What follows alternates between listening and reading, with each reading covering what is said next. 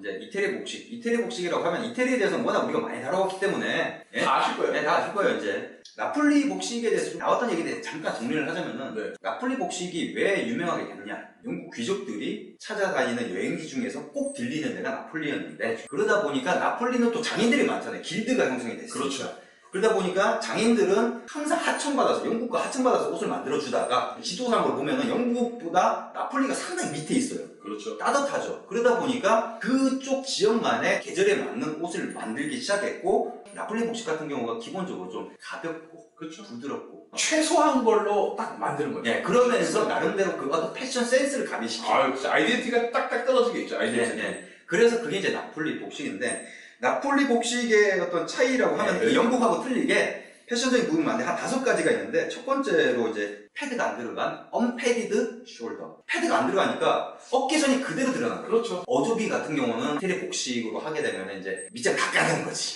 나는 그런 게 더 자연스러운 것 같아, 이제는. 그건 아닌 것 같아. 왜? 왜냐면 어조비 같은 경우에는 그거 컴플렉스예요. 죄송합니다. 이영범 대표님은 어조비가 아니라서 그건 모르는 거지. 네.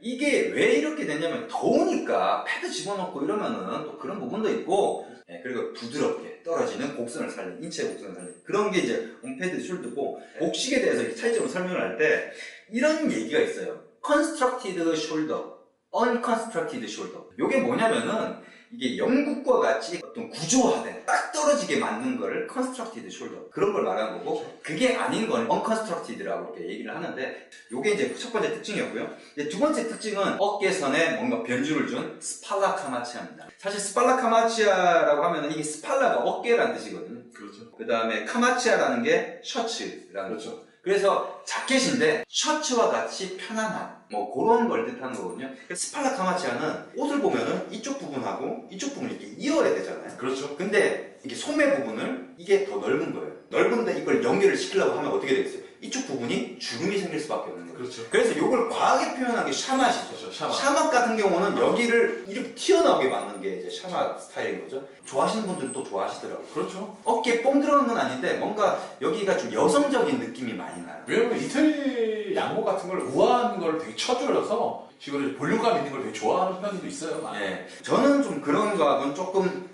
반대되는 좀 입장이긴 한데, 스타일 자체가. 그래서 스팔라 카마치아라는 게 이제 그런 이태리 복식의 특징이고요. 그 다음에 이제 세 번째가 3롤트. 3롤트라는 건 뭐냐면은 양복의 그 버튼이 3버튼이에요. 보통 3버튼 같은 경우가 라펠 밑부터 3버튼이 시작이 돼요. 그게 전통적인 3버튼인데, 지금 이걸 보시면은 라펠 중간에 지금 버튼 구멍이 있어요.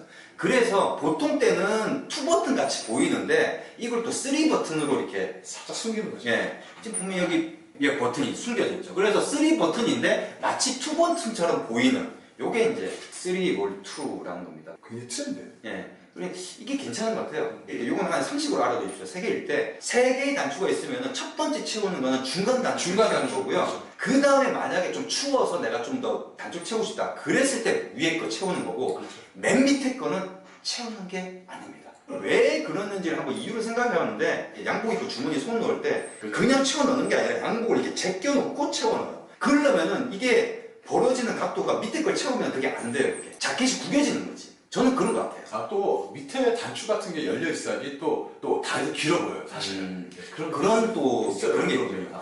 그래서 그런 부분은 상식으로 좀 알아두시면 될 것 같고요. 그런 것들은 이제 3롤2. 3롤2라고 하는 게 이제 보통 이제 미국식 표현이고, 우리나라에서도 보통 3롤2라고 해요. 외국에서는 또 이런 표현도 써요. 스트라바타라고 이렇게 얘기를 하기도 하는데 그건 똑같은 말입니다. 3롤2. 이게 이제 세 번째 특징이고요.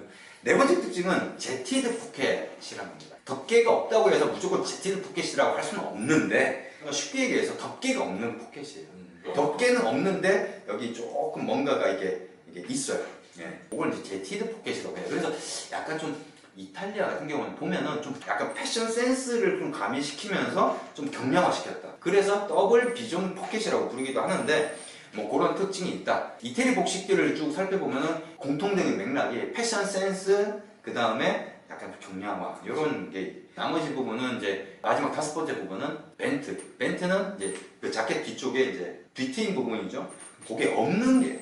그렇죠. 근데 왜 없을까 싶어요. 더블 벤트가 좀 편하잖아요, 사실. 굳이 다 경량화 시켰는데 굳이 뒤를 트림을 시키는 것도 팁을 할 때도 원래는 장학과 얘기해보면 거기에 다 실도 더 들어가고 거기 원단도 다 들어가니까 벤트가 없으면은 좀 캐주얼한 거예요. 그래 보통 우리가 좀 기성복들 중에서도 캐주얼한 쪽에서 그 자켓을 사보면은 네. 뒤에 벤트가 없는 경우들이 꽤 있어요. 제가 갖고 있는 것들 다 찾아보니까 그런 경우가 있더라고요. 그러니까 구김이 가는 것들이 이제 좀 단점이죠, 사실. 예. 5개 정도가 이제 이태리 복식의 어떤 특징이었고, 그렇죠. 전통하고 많이 벗어나 있는 부분이 있는데, 좀 가벼운 거는 이제 기후적인 영향이 있는 거고, 다음번에 이제 다룰 수밖에 없는 영화가 있어요. 킹스맨이죠. 예, 킹스맨. 그 영국 복식. 우리가 얘기했던 영국 복식이 과연 킹스맨에서 어떻게 나와 있는지 한번 자료 영상을 가지고 설명하는 시간을 갖도록 하겠습니다. 이태리 복식은 여기까지였습니다.